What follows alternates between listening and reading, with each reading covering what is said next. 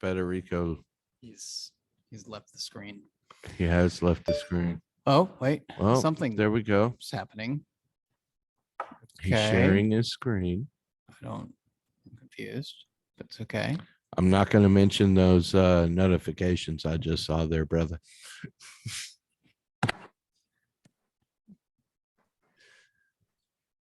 All right, guys, let's try this again. Yeah, That's for much sure. better. You on your hotspot now? I can share, but we'll try. Okay. Okay, it should all be enabled for you to share whatever. If not, text me a picture and I'll paint the description of it verbally. Yeah. Oh, that's I can do that. The Howard Yeah. Cosell of the fly fishing world. Oh, yeah. Beautiful. Those There we go. are some actually, those are beautiful. No, the people can framed, see it, framed yeah. Sasquatch hatch roofs. So they look very nice. What? Two episodes we've got. Yeah. Two episodes. Just try to keep it between the mustard Yeah. and the mayonnaise. Okay, I need you to let's dial it in. Okay, yeah, I think we're up and going. Can you hear us? Yes, I can hear you guys. Okay, all right. So we're now in the banter section. We've been in the pre-banter technical difficulty section. Now we're moving into the banter part. The of pre-banter technical difficulties, one of our Oh, most yeah. popular. It is. segments. It's people's Federico is helping us break technology or our technological skill by sharing pictures at this point. Yeah, no, we just keep getting better and better. Yeah, Federico, I mean, my international man of mystery, brother. Well, okay, so Clay, we have the same format on every show, and you're supposed to wait and then introduce the guest. Well, I'm not introducing anybody. Yeah, yet. but you keep introducing him. I haven't said his last name, and only I at this table could probably pronounce it. Because you're Okay. Despacito Spanish. First lessons. of all, I'm going to take real exception with that. Yeah. Second of all, you've So- just kicked this introduction around for the past 15 Yeah, minutes. it's been just going on and on. So while we're still in banter, so Kenneth, We're in the banter. yeah, let's stay in banter for a minute. So, we put out the first video Right. last yeah, week. Yeah. And with handsome Flyfish Mitch. So handsome. And so I'm talking to my mom who, because she's my mom, watched the video, although she admitted to fast forwarding through a good portion of it. But Anything I was talking. this is, yeah. So this is the funny part though. She's like, yeah, I mean, Mitch seems like a handsome guy, but that Kenneth.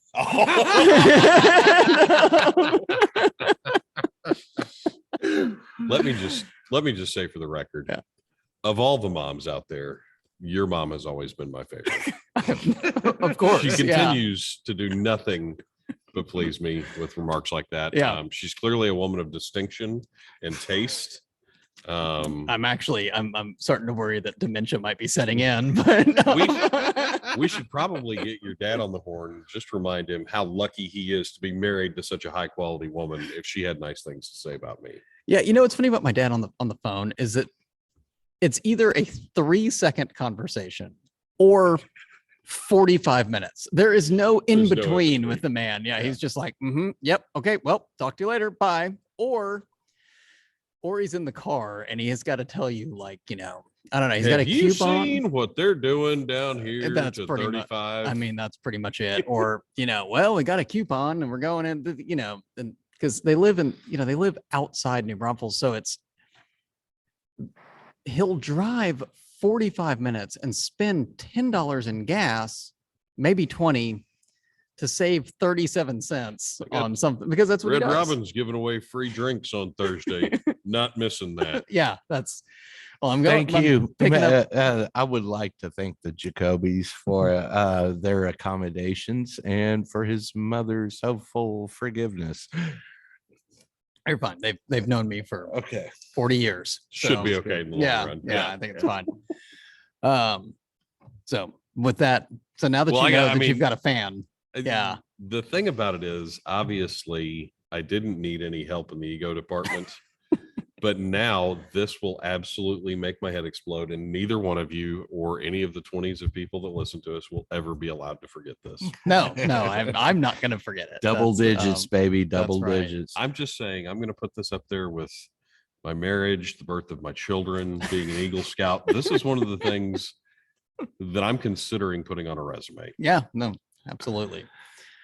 So tonight I'd like to introduce, enough of that banner. Tonight I'd like to introduce a friend of mine, Federico Maranza, an international guide. Well, you cut out. Say it again. You said that perfectly. I'm Oh, proud. thank you, brother. Thank you. I haven't worked on it at all after we talked earlier. I guarantee you. course. So, Federico is an international guide. He was born in Bolivia, an American hero here at this point for us fly anglers who are on the hunt for golden dorado and pacu and all other kinds of crazy jungle fish that are out there. He's the founder and co-owner or partner of Angling Frontiers. He guides out of Bolivia and offers almost all-inclusive trips. I'm not 100% sure if the airfare is included, but I do know he offers trips for the physically fit. I'm talking jungle cruise adventurers. Well, yeah, I mean, and I want to let our guests talk, but obviously, for those of our listeners that don't know, Bolivia is basically the top of the world, right? I mean, it's got some of the highest peaks in the Andes in it. La Paz, right, capital city, maybe the highest altitude of any capital city on the planet. So it's not a trip for the faint of heart. But talk us through that. Tell us about a trip to Bolivia. Sorry. Of course. Well, first of all, thank you guys for the invite. It's an honor to be with you guys here today. So, Likewise. Bolivia. Bolivia is right in the center of South America, where it's called the heart of South America. Our climates vary. You're right on the western side, and we're basically going to have all the Amazon basin, and then on your the western side, we're going to have most of your Andes and your mountain basin, and then towards the east, we're basically going to have that tropical jungle lush deep jungle, and it pretty much varies as far as temperature wise. You mentioned La Paz. Yes, it's one of the highest capitals in the world. As you can imagine, the weather is fairly cold. It will get nippy. And then you have the other side, which is basically the tropics, which again is going to be tropical, plenty of rain, along a lot of jungle rainforest. And then towards the south, you're going to have more of your drier part of Bolivia, which is mainly Chaco area. So we operate, our outfit is basically based in Santa Cruz, Bolivia. We are right at sea level. So Santa Cruz does not have an altitude at all. It's more of a tropical climate. Very similar to what you're going to live off in the jungle.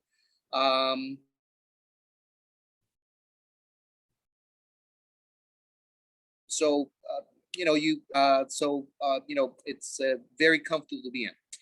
As far as weather-wise, again, tropical, think of it humid, Miami type weather.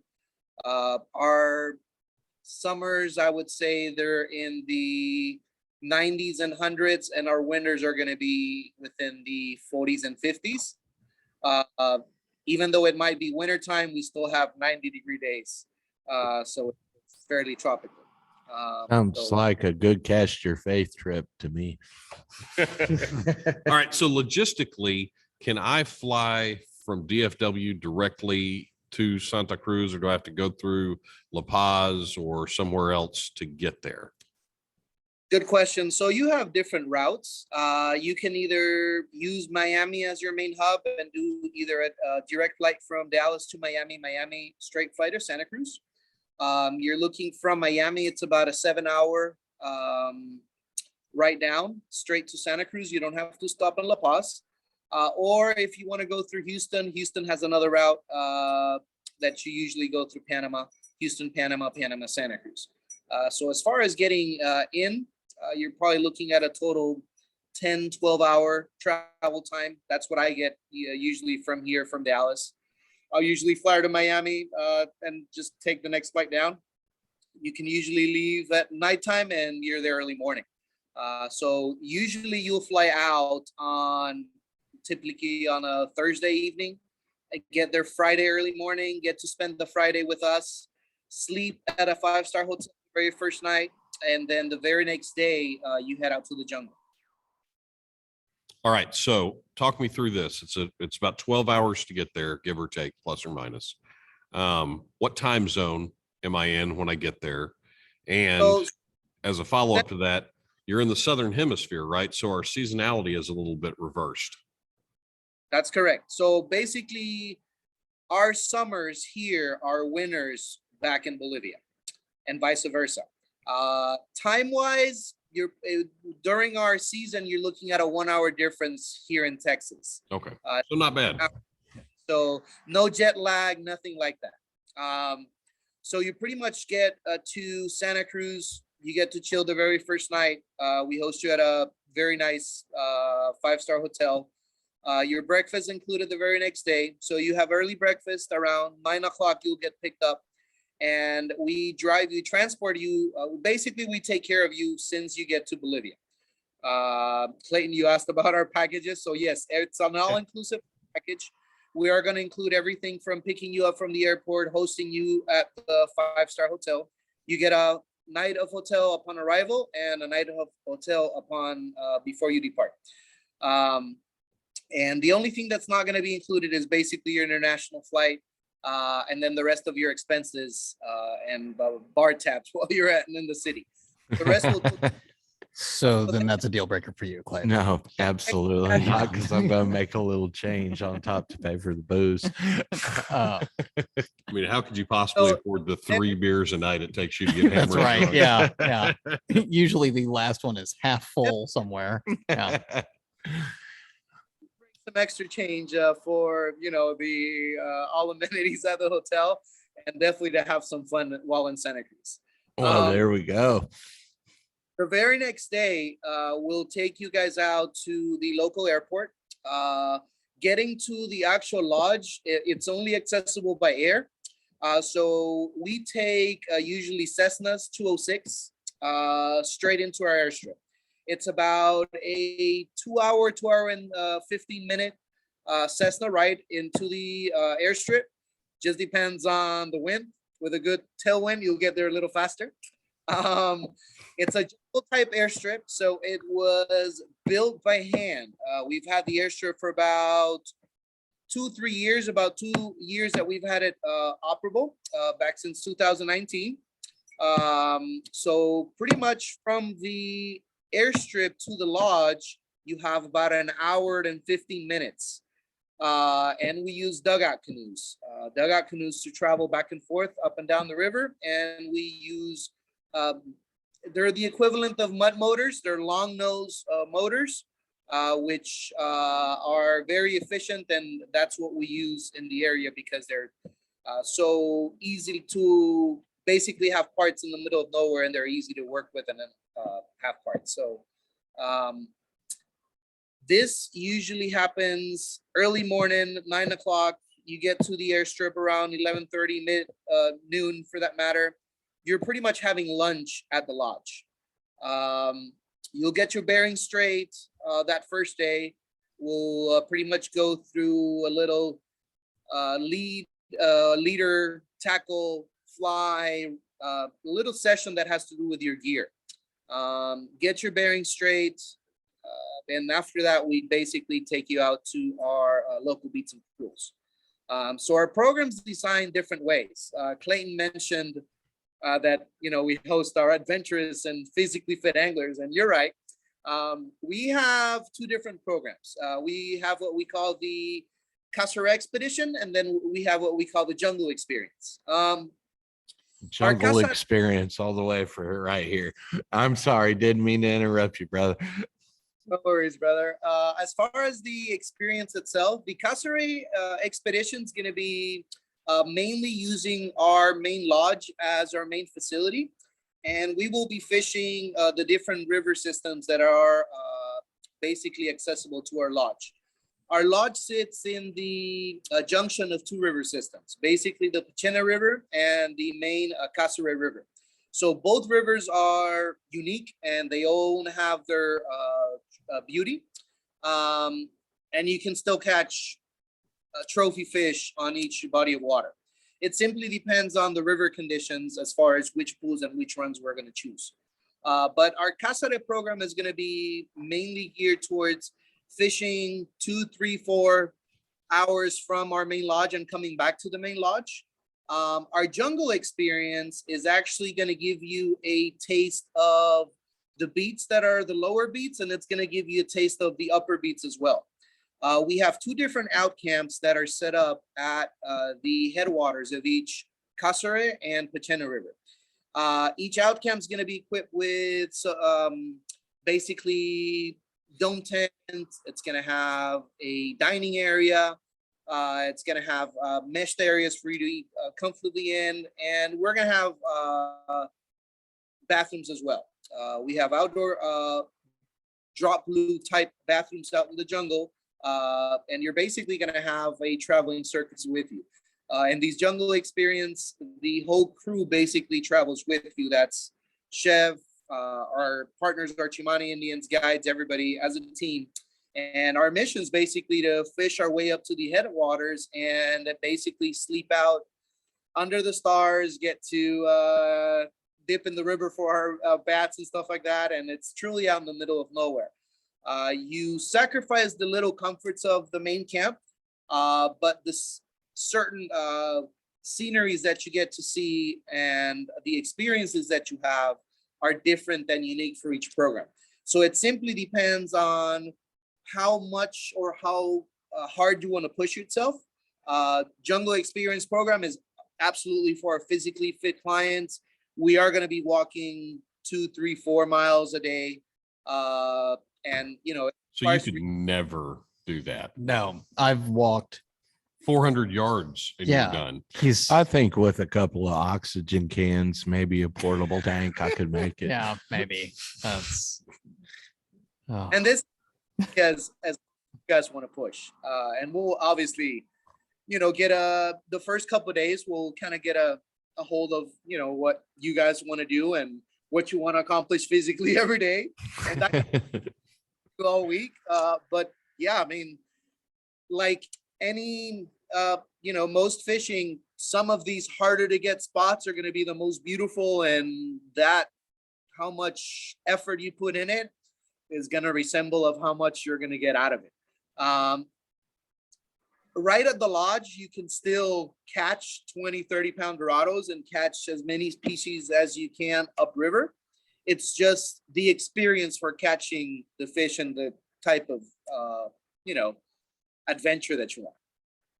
And for those of our listeners who have never heard of golden dorado, but have heard of redfish, from what I understand, a golden dorado is like a redfish on crack and steroids at the same time. That's as smart as Einstein. Is that pretty close?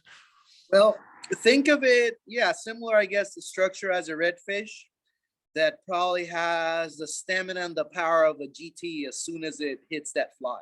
It's a predatory species, obviously called the golden dorado because of the colors.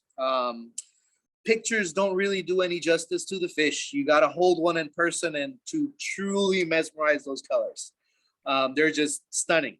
So I'm sorry. Top predatory species as far as other predatory species in our waters, we're going to have golden dorado, surubi, which is a striped catfish, yataranash, which are our bright gun species, our pacu, which you love. Oh, I love them. Yeah. You know, water permit. So there's, you know, room for a grand slam in our waters. So everybody's out for the GDs, as we call them, the golden dorados. The trophy size fish, you're talking in a 20, 30 pound range. God. After sabala, which is their bait fish, and some of the sabala in the bait water are 10 pounds, 15 pounds sometimes. I mean, can you show us some pictures of those of those fish. That's a gorgeous lodge. Is that the accommodations that we'll be staying in? Yes, exactly. So this is our main lodge. Again, this is Caseret Camp. It's gonna have really nice and comfortable safari style tents. Inside those tents, you're gonna have comfortable mattress, bedspread, pillows, the whole 9 yards. So you guys get to sleep very comfortable in it. They're all gonna have electricity inside for you to turn on the fan. If you need to charge your electronics, you can do so at night. And it's gonna have a circulating fan at night that you can use. Let me see if I can get a couple more pictures of the actual. Oh, hold on, leave that right there. Can you zoom in on that charcuterie board there? Charcuterie? Charcuterie. I have my teeth in tonight, y'all. Be kind. That looks wonderful for camp food. So our clients can definitely dine out and in style. We have a full-on chef that cooks our meal and a sous chef. So right there, what are we eating? These are a mixture of empanadas. Oh God. Beef empanadas, a mixture of beef and our local jalapeno. Probably some eggplant empanadas as well. So definitely go in with an appetite, boys, because you're. I think the Fried Daddies need to figure out an eggplant empanada. Well, hold on. I want to bring attention to that last picture. There was wine at breakfast. I'm assuming it's breakfast because this gentleman is wearing a coat. Well, I could just mean it's raining or chilly. It's really not indicative of time. I don't know how breakfast works. Yeah, sip it on a coat for breakfast. Yeah, so these are just chilling for today. These are actually our good folks from Dallas, from Texas. Sweet. So yeah, they're just chilling for today. It was a very chilly morning. We probably had rain that entire day for that morning. So we're just having a good time, having some wine, enjoying the view, and pretty much getting ready for the day to warm up a little bit and head out to fish. So that's why So how does seasonality affect the fishery, Federico? Is it better in the winter, better in the summer? Is there a time of year if you're thinking about going? Because I look at it and I go, man, if I was gonna head out, obviously the time I'd be able to do it is probably the summertime, but then that's going down there in your winter. How does that affect the fishery and its productivity? So our fishery is going to be dictated by the rainy season. That's going to be your cue to get out. Our fishing season is June through October. So those are your best months. We could probably get started a little bit early in the season. We have good fishing in May. It might be hit or miss as far as rains being delayed or coming in a little bit early. So that's why we give it the benefit of the doubt, and we usually don't guide in May, but we do start in June. So the weather's going to be, dictated more on the rainy patterns than anything else. So yeah, you pretty much the rains come in by mid-November, December, and that's pretty much your cue to leave and basically close. You're done for a while. And are there certain times of that, early summer to early fall time period that are better for certain species? So the rest of the time you want to hunker at home and do something else, because one, it can be very, very dangerous. The water levels go up super, super high and super fast. So you're talking dangerous water conditions. Oh, no. I'm talking in that June to October timeframe. Is, in other words, if we wanted to target Dorado exclusively, is there a better time in that window to get down there than another? Conditions are going to vary throughout that June through October. That water is going to fluctuate. I wouldn't say one is better than the other simply because the conditions are different. Early season in June, July, you have a little bit more water just because you have the cold fronts that are going to be moving in, and that usually is accompanied by rain. So you are going to have an easier time accessing a lot of these places as far as travel time and getting the boats up and down. Water conditions might not be ideal as far as you having the perfect water clarity, but that doesn't necessarily mean that the fishing's bad. Right. when the water's perfect and the water clarity is really good, it can get really technical and it could be really tricky. If you can see the fish, you bet Fish that can the see fish. you. Yeah. So it's Yeah. more commando style and really watching out for what you're doing in the water. Maybe earlier in the season, I would say sometimes it can get a little easier fishing just because you don't have those perfect low water level conditions, you know. Right. But you can still catch as many fish early season that can you do at the end of the season. So, I have a question, brother. You grew up in Bolivia and have a totally different perspective on, the outdoors and outdoor sporting. Whatever, as a Texan, a thick-headed Texan that hadn't been out of the Republic in quite a while, For the whatever. record, he went to Arkansas like 3 months ago. Right. Oh, That's Yeah. He was in Oklahoma 2 weeks ago. Okay. So y'all, okay. So that's still technically, wasn't it the Republic of No, Texas? no, it was not. Okay. No. Okay. So growing up in Bolivia, I paint a picture of what that was like and what brought you to fling in your first bug. So growing up in Bolivia is, as any other South American third world country, it's unique. First of all, Bolivia, to put it in perspective, is we're blessed and cursed. We're blessed in a way because we are not a really developed country. So for that particular reason, we boast in wildlife and we boast in natural resources. So we are super blessed to have that.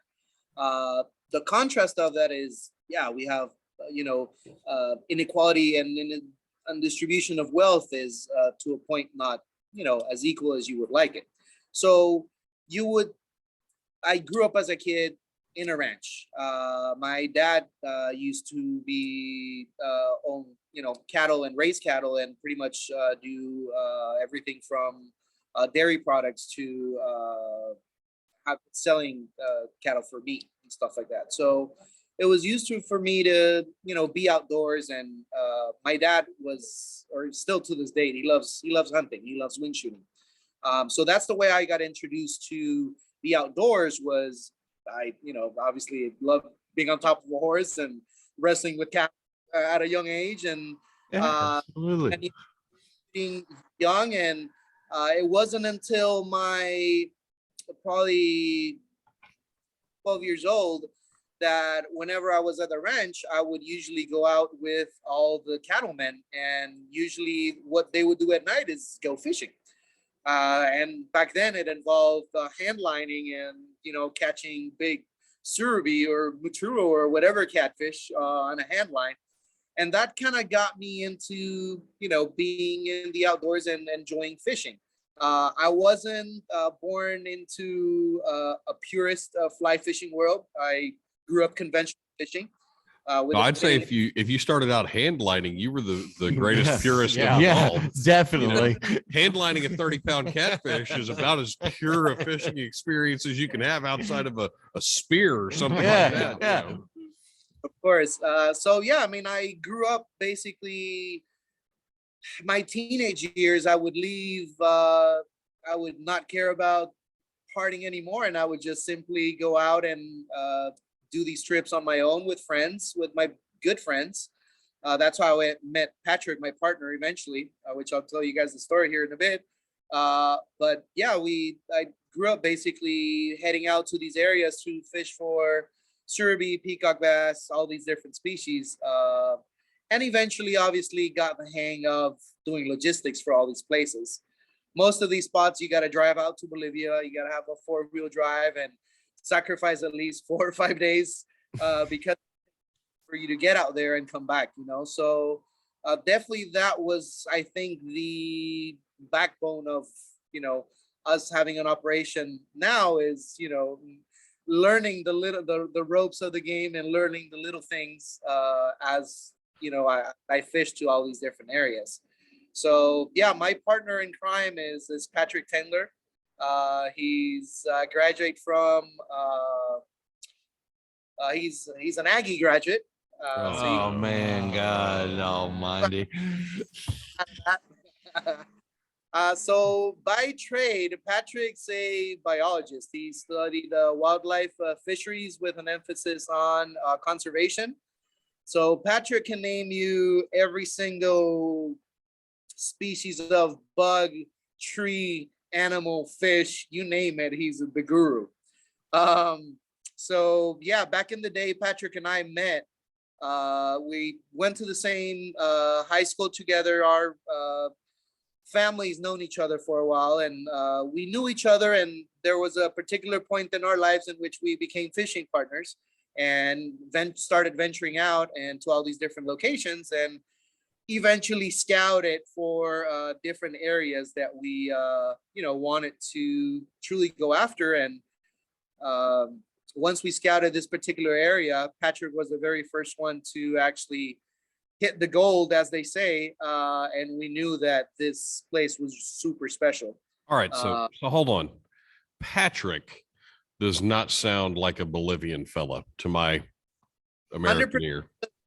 Born and raised Santa Cruz. And still wound up becoming an Aggie? Yes, sir. How?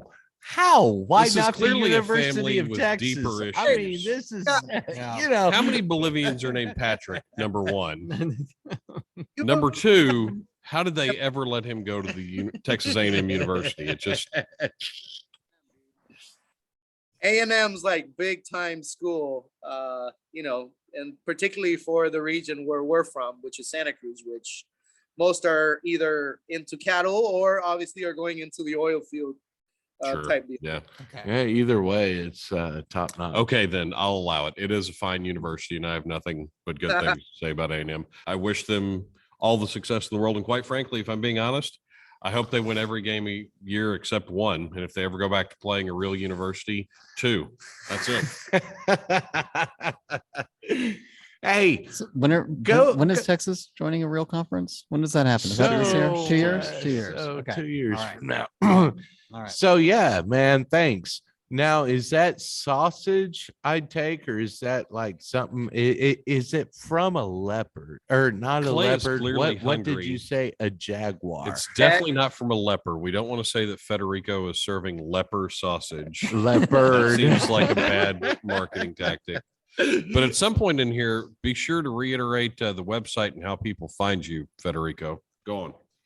You guys can find us through anglingfrontiers.com.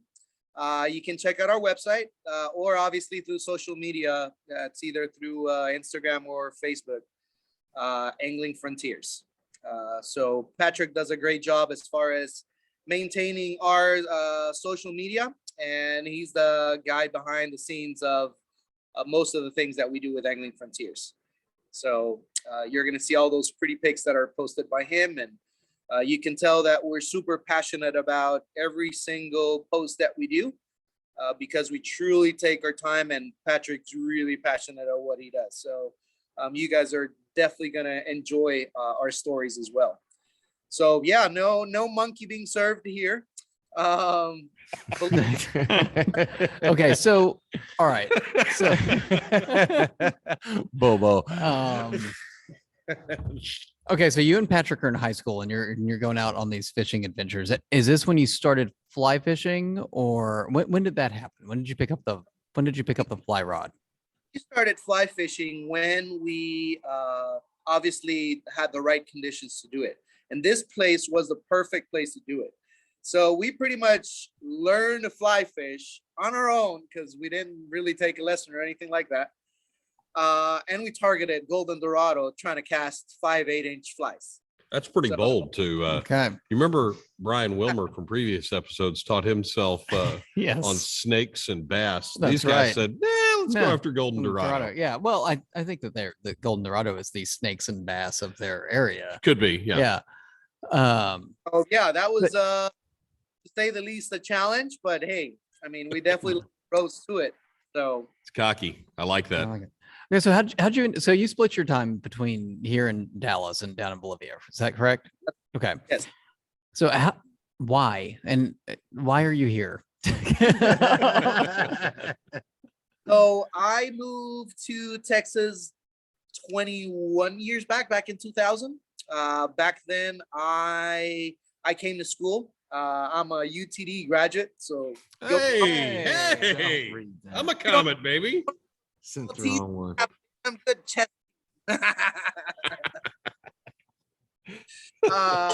So yeah, as they say, I came to Texas as fast as I could. I used to teach for the Garland School District for 12 years. That was as soon as I graduated from school. And that's what kind of allowed me to go back and forth. I would spend all of my summers down in Bolivia guiding, and then I'd come back and teach. Why Texas? I've got family here. I'm a little mutt. I'm from everywhere. So I pretty much ended making a living out here. My other part of what I do here is like Clayton and I share trades. We're in the Yeah. HVAC business. A friend of mine owns a company here in Dallas, ARA Service, that does HVAC work. So I'm part of their business development team, and I help them out throughout the year. Yeah. And I get to live life, as they say, for 3-4 months out of the year, which is when I go back to Bolivia to help Patrick out and help Agnew Frontiers and everything. So I will say having a trade is nice because we can pick up a lick anywhere we go, brother. there you go. There you go. So yeah, So show us, run through some of these slides you put together. I mean, I know you put a lot of time into this, and show us some of these slides. And Yeah, so you've gone through the we fly down to Bolivia, we spend 10 hours flying, we have to go to Miami, which is the world's most miserable airport. It is And like a not if you third drink the- world country. it's like a in itself. fourth world if country. you drink the Cuban coffee, No. you don't notice it. No, there's nothing that makes that airport archaic. The Houston to Panama thing though intrigues me because God, I hate I've flying I've got through some Miami. banking I need to take care of in Panama. So Well, there is that. Okay, so we go there. You fly all night. I personally can't sleep on an airplane, but I can barely sleep not on an airplane anyway, so it doesn't matter. And then true. that's true. Yeah. And then when we get there and we get the hotel, we did the thing, and we get the plane, and we're there. So we've seen some great pictures of the lodge. Looks awesome. And so what have you got? What when we hit the water, what's that like? Can you walk us through that? of course. So you'll hit the water pretty much upon arrival. Once you got your gears straight, as you can see that from that bluff that we're basically sitting at, that right there is the actual Caceres River. And we, depends on the water conditions, we'll pick either one of those river systems. So anyhow, I'll just go hold on. Just purely out of curiosity, how many things in that river are trying to kill me? Yes, everything. Right? It's like It's not- no, it Australia. can't be that It's many. in the southern hemisphere. Again, everything Clay, we have a wants guest who to I eat. asked the Okay. question. I'm Right. sorry. Yeah. gotta worry about the smallest things, which is bacteria and stuff like that. Okay. So, as far as big critters, yes, we have jaguars, we have mountain lions, we have marigays, ocelots. Cayman. As far as our kitties, we've got, we don't have black caiman in our waters. We have spectacle caiman, which are a little bit smaller. They're about 4 to 6 feet. Oh, Yeah, no problem. So Yeah. they won't. They're not. I a part of wrestled their- in high school. At I got least- this. At least they can't crawl up your pee. Hold on. I wrestled in high school. I've got this. I was really bad at it then That's gotta too. go. Yeah. That's got to go on the bragging montage like I learned Spanish from Despacito. Yeah. Sorry, Federico. Sorry. We've got big ears and red brocadere, agoutis, paca, stuff like that. So a lot of game species that are out there. As far as what can really get you, you gotta watch out for stingrays, which are gonna be in our water. You gotta shuffle your feet and just do the shuffled hands and just shuffle behind your guide all the time and just be careful. And just take care of yourself. We don't have too many mosquitoes because we're a little bit higher in the mountains. We do have plenty of no-see-em, so it's going to be buggy. We always ask for you to wear long sleeves, even though it might feel comfortable. Wear a buff, wear gloves. I mean, you got to be covered. And obviously wear repellent every day. Other than that, you're going to be okay. Make sure you dry your feet every day. Take care of your feet every day. The easiest way to be out of commission out there is for you to have jungle rot on your feet. And that happens if you are not careful. Jungle rot's real. I was just saying jungle rot's real, brother. I know. Okay. So the little like that, you know, but we go through an extensive intro with you guys. We have a little manual sitting by your nightstand, which we not recommend, but you're required to read. Okay. And at night, the very first night, we'll have our safety meeting, and basically for everything from zippers in your tent, not letting snakes and spiders crawl in at night. Hold on, sorry, brother. Are you Hold surprised on, that there are snakes? Hold on, Jeff. Hold on. You said snakes, brother. What kind of snakes are we talking about? Good snakes and bad snakes. So we got a combination of them. Fer-de-lance is what you don't want to definitely mess with. Highly poisonous snake. I mean, it is the jungle. We do see them every now and then. Gotta cross your eyes out there. Clayton is getting sweaty. Yeah, I am he is. scared shitless Because he via doesn't know Zoom. there's a difference between good snakes and bad snakes. No, In his they're world, all- there's snakes and there's everything else, and the They're- snakes well, are all bad. Not only that, Kenneth, there are snakes and there are sticks floating in the water that look like snakes that are, quite frankly, to Clayton, just as bad as an actual snake. Yeah, And man. then, I mean, they make my heart skip. and you started 15,000 talking about beats. it, and there is a puddle growing at the Yes, I was base about to say. I do not have a puddle. Hey, no, Very stain, nervous, no very stain. nervous. No. I don't know what you're about to do, but it's not going to be good. Yes, thank you, Okay. Federico, for bringing us back around. Yeah. Okay. So Yes. so sorry. I think I digressed So- most of that, but We're in the middle of the jungle, guys. So there's everything out there: snakes, scorpions, spiders. Just a matter of you being, cautious, and you got to be vigilant every single time. And just, as they say, listen to your guide. Listen to so your just- guide and have just- balls of steel. just out of pure curiosity, if we were to say take Clay down there and he didn't come back, I mean, would the authorities look really deeply into this if we said it Oh, was a thanks, jaguar guys. attack? Or Thanks, guys. No worries. We can always we can make that happen. Okay. All right. This is You the are kind- not allowed to meet my This wife, is the most Federico. accommodating Yeah. outfitter I've ever come This across. is great. Whatever it is you want, we can do. Yeah. Do you want No, to dispose of a no, no. body? Hey, we got that. Yeah. we don't really know reasons why Clayton is staying. So hey, we Brother, So, if I disappeared, I'd be down there on that river every single day. Yeah. Okay, so we're out on the okay, so this looks like this is in the evening with the campfire, and so what's going on here? We just so took this picture. these are our dugout canoes. Okay. We're basically preparing for a night at camp. I think our good friend Wesley White took this pic while he was down going to the airstrip one day.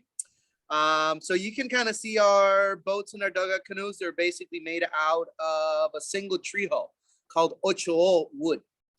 And they basically they work that tree bark out, and eventually you get a 8, 10, 12 meter boat, which is a 20, 25 foot boat. Thank you. Yes, Already it's the only millimeter I know is 9. Because well, Well, because there's two kinds of countries in the world: those that have sent a man to the moon and those that use the metric Use the system. metric system, yes. Yeah. But so how many people? So how many? Is gorgeous. What are we looking at other than pristine water? I think that's a rock. That looks like pristine water. Oh, I see the silhouette. You missed it. Oh, Yeah, so these are GDs. You would think that they would glow gold, but they don't. They actually camouflage real well. So you gotta train your eyes in order to kind of see them. These are perfect water conditions, guys. As y'all can see, that water's super visible, at least 3, 4, 5 feet in. Can you can either please see the can you ground. please zoom in just maybe 1 or 2 so our viewers can see this? Oh man, wow. Look at that. Man, there That it looks is. like a that's good really fish cool. too. Yeah. These are, I mean, you can see the size of those rocks, but those are probably at least 10, 15-pound fish. Wow. Wow. So good sized fish. Cool. Well, Federico, we're getting. This has been a great. Oh wow. Okay, so that's Jungle Camp. So these are jungle camps. These are Okay. improvised. These can change I was as about to say that we were running out of time, but I got distracted by Jungle Sure. Camp. No, I want to see Jungle Camp. Yeah. Yeah. yeah, these are pretty much our Chimane friends helping out with our mesh dining areas. One's used for cooking, another one's going to be used for dining. Oh, now that's precious. Some of our communities, we work with 3 different community guys: Pechene, Cuchisama, and Naranjalito. Each one of our clients gives a fee. That fee goes towards these communities. So you guys are helping progress and definitely helping these communities out. Yes. Very cool. Yes. That is nice. Are the heroes in all of our operation here. They're the backbone of the operation, and they're the reason for us being there.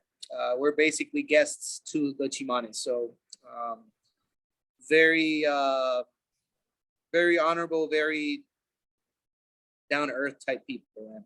Super simple. So Oh, bows man. and arrows. These guys obviously live off the land. Fishing's their number one thing. So they're gonna be trying to shoot some sabalo as we head up the river. And you guys are gonna get to see that as well. Bows and arrows made in sight. They're made there. So you can actually see the Chimanes work their bows while you're fishing. That's sweet because that's better Yeah. than the rednecks that are throwing the carp and the gar on the side of the banks Yeah. and right there at the boat ramp. What's this we're seeing? This looks super manly. So that's Pedro. That's a sabalo right there. That's the bait fish. So that's what your flies are mimicking. That I'm sorry. That's the bait fish. That's the bait fish. That's a sabalo. So are we casting a 14-inch fly on a 12 weight? I've just got to know. Or are we trolling it? An 8 to a 9 weight to throw the big flies out, probably 5, 8 inches. You're using big streamers. Okay. Kind of pictures. Ooh, there she is. There she That's is. our fish. So what? It's an armored catfish. Okay. Pretty fish.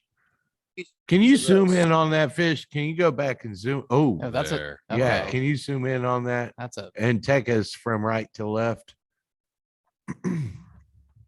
Look at the colors on that, guys. That guy is not as handsome as Flyfish Mitch, Wow. but yeah, that is a pretty Who is? catfish. All right. Yeah. No, nobody is yeah. definitely not Federico, Okay. but hey, he'll put you on fish. I I will- mean, the amazing thing obviously is the scenery, and I know we're getting ready to see a picture here of a real live golden dorado. Yeah, There we look go. at this. I Look like at the that. size of this. Just It a goes giant beyond his fish in a shoulders. really scenic place. And I get Can the you zoom in impression on that, brother? in talking to Federico that we could have Federico on for 5 more episodes and never We get could. through all Yeah. of it. Dude. I think we're gonna have to bring him back because we are kind of running up against it here.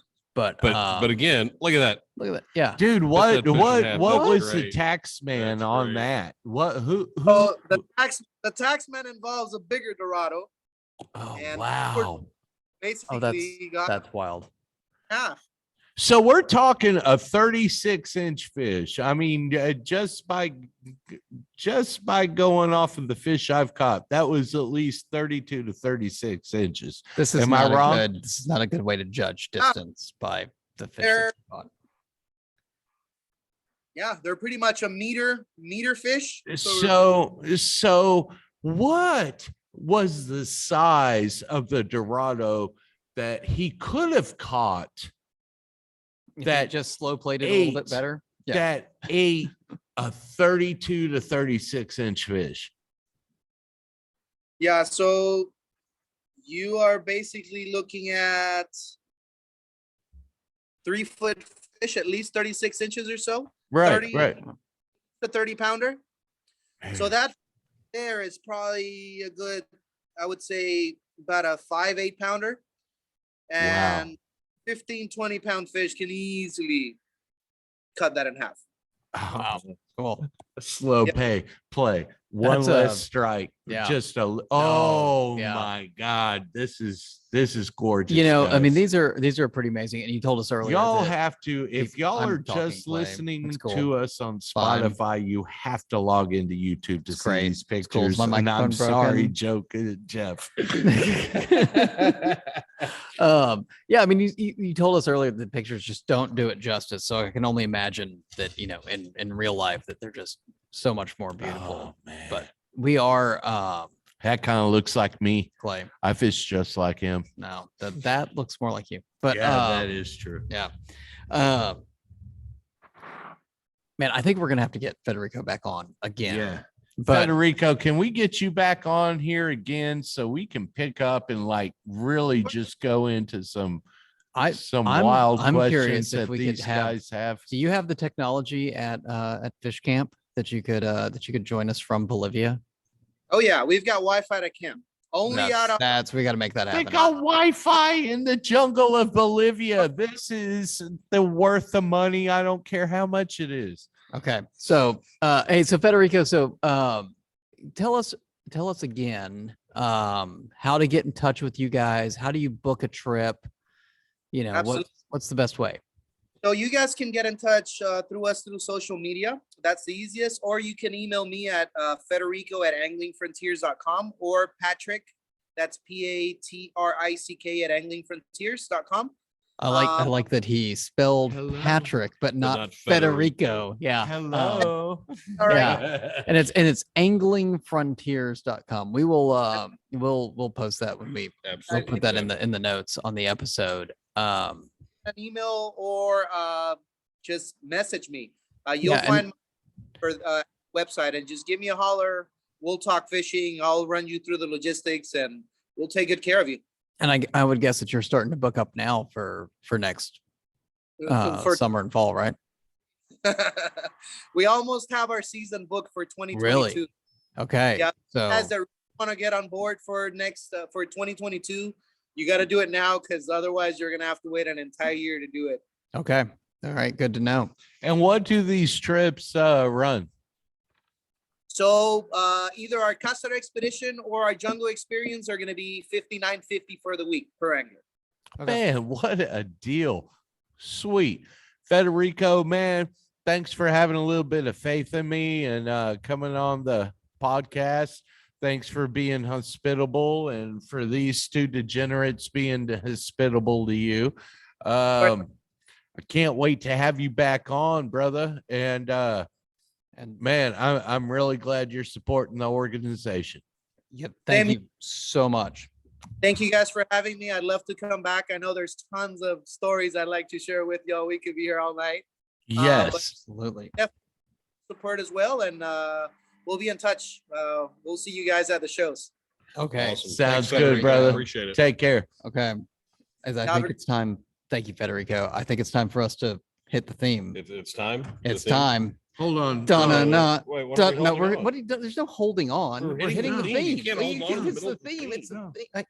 Dun, dun, No, that's the word. No, that's no, not no. even It's not even enthusiastic. no. It's dun, dun-na-na, dun-na-na, Squirrel watch, center watch. Going to Federico. I've wait, got to wait, hear. What? No, no. no. The Yours interview with is him Merry over there. Fishmas. No.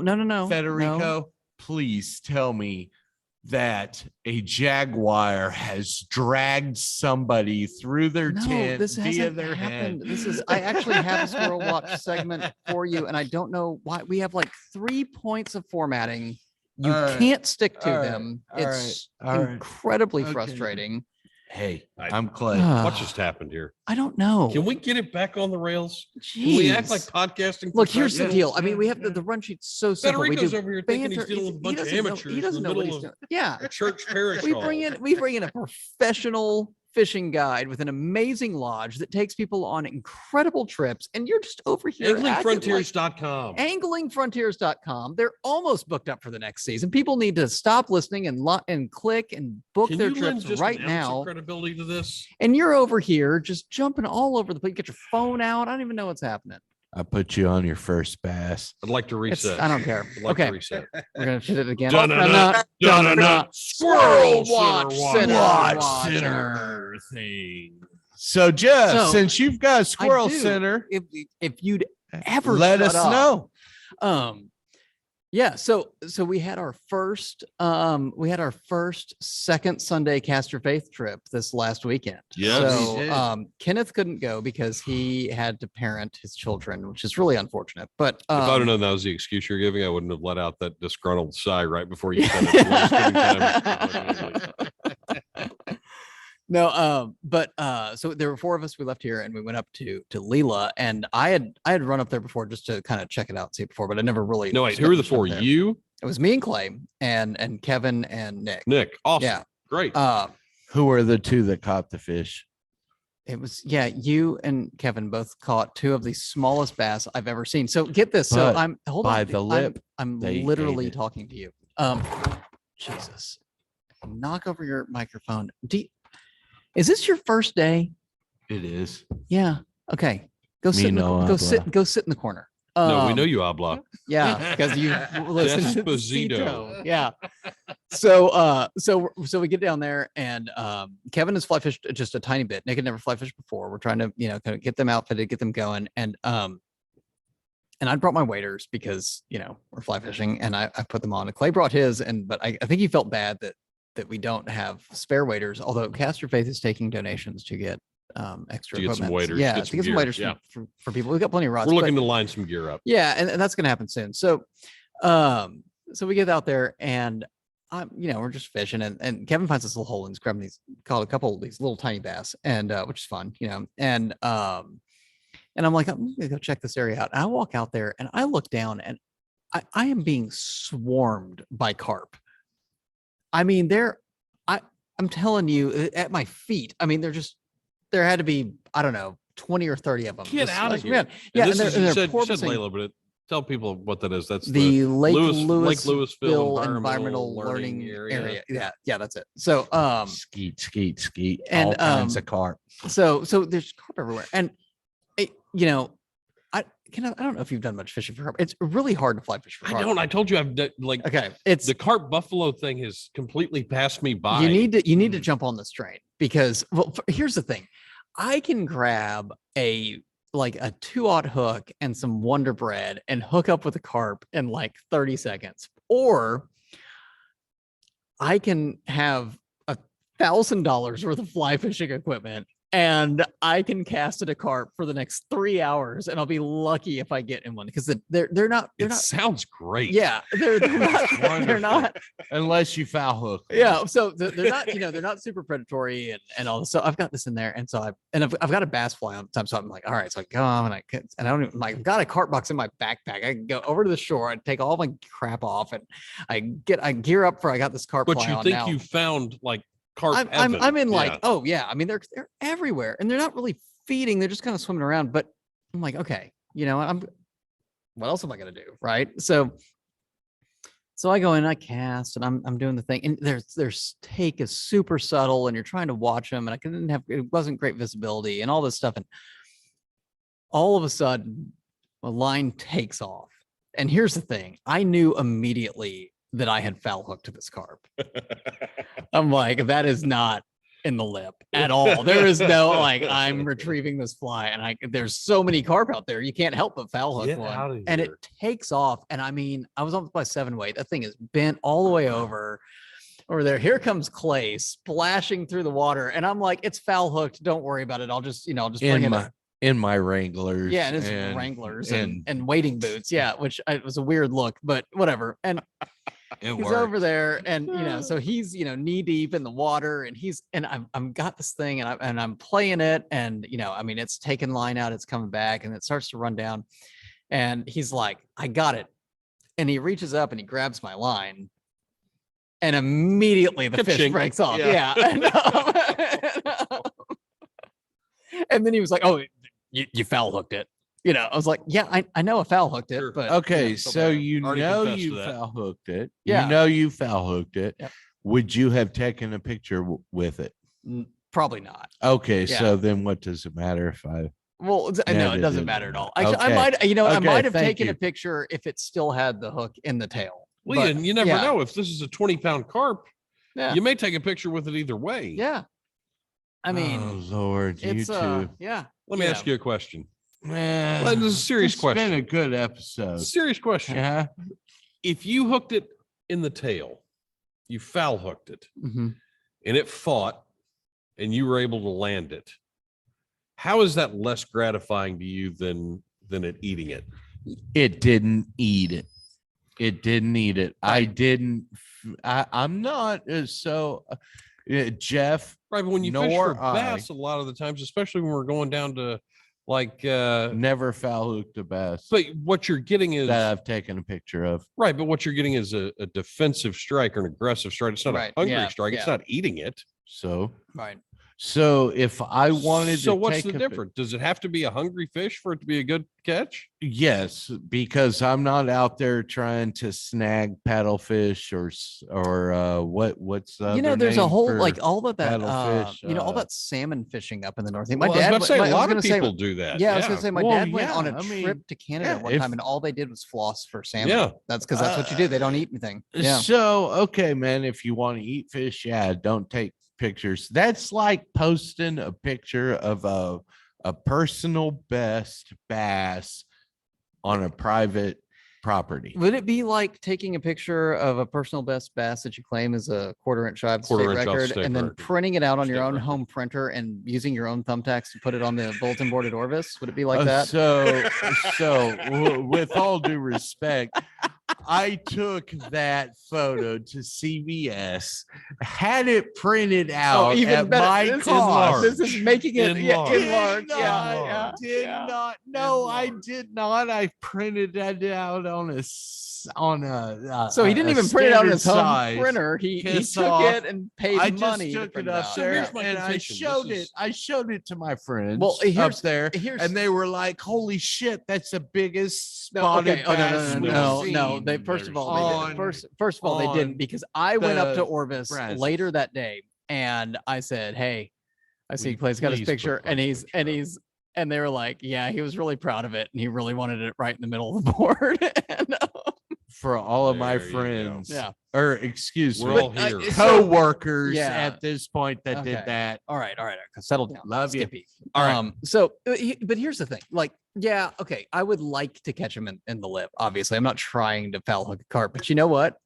It was a lot of fun. I was about to say Yeah. from a recreation standpoint. Right. Which is really all I'm there for. No, Yeah. I don't care that's which end of the fun. fish There's gets no hooked. record Well, book yeah, here. Like, yeah. it's, I mean, it was a lot of fun.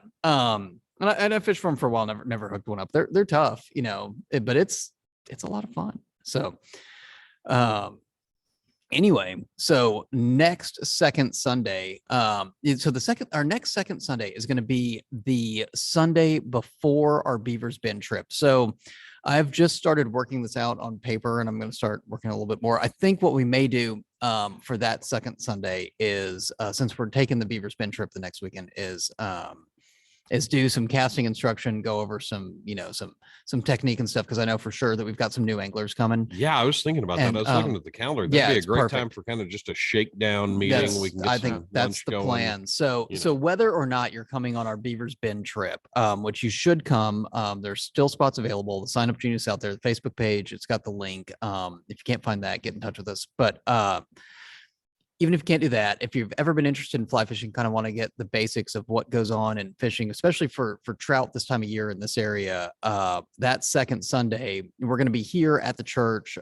Depending on the weather, we'll either be here in the parish hall where there is enough room to cast. We do it all the time. Absolutely. And or outside, and we'll be going over, some fly selection and gear selection, and whether you want to shrink nymphs or streamers or whatever, kind of going over the whole thing and sort of what you need to get out there. So we're going to have that going next. That's going to be the second Sunday in January. That if I was looking at a calendar, I could tell you the date, but it's the second Sunday. Which brings us to our Beavers Bend trip is in January. Well, so look, the we've already first, covered the that. 2nd of January is a Sunday. Right. So the it'd second be- Sunday would be the 9th. Yeah. Yeah. And then we're going so maybe I'm off. Maybe it's 2 weeks before. Anyway, it's right before that. Anyway, we're going to Beavers Bend in January. We're going to hit Colorado Bend State Park in Central Texas for the White Bass Run in April. Then we're going to hit the White River in Arkansas in July, and we're going down to Bolivar Peninsula in October. So And let's talk Follow us about all. Beavers Bend, because a lot of people I think will hear camping north of our current geography mhm. January and go, are you out of your mind? Well, we might be, but no, look, no. the first time we went up there, Dude, it was the first night we were there, we woke up the next morning and there was 4 inches of snow on the ground. And I was never cold. I was never miserable the entire time. Yeah. And the reason I say that is because people should know that if you want to go on this trip and you have no gear and you have no outdoor skills and you Yeah. have no wherewithal of fishing, the group of people you're going with are fairly accomplished outdoorsmen. Right. Maybe not the greatest fishermen on earth, but we can certainly outfit you with the gear and the accommodations to make it comfortable for Yeah, you. It won't and be miserable. 100%. And so if you do go and do the sign up genius, I get your email, and leading up to the trip, we'll get on an email list, and you'll be getting, the list of gear that you need to have. And that's a great thing. If you get that list if you sign up for this trip and you get this list of gear and you're like, bro, I don't have that, email me back. One, I probably do. And if And I if you don't, yeah, Joe French does. it is in the back seat of Joe French's truck right now. 100%. Yeah, 100%. So, As I if told you not- all, whatever it is we need, I've got 5 of them, and Right. Joe French has Yeah. 3 of them in his truck. right now, like it's amazing. So, anyway, all of that is coming up, and we thank you so much for listening to another edition of the Cast Your Faith podcast, and we will see you next time. Manana. No, it's not No, it's manana. not It comes mañana. out every week. That's not a Yeah. Go listen, semana. go listen to Semana. Despacito again, because your Okay, Spanish is getting rusty. no, Yeah. no. All right.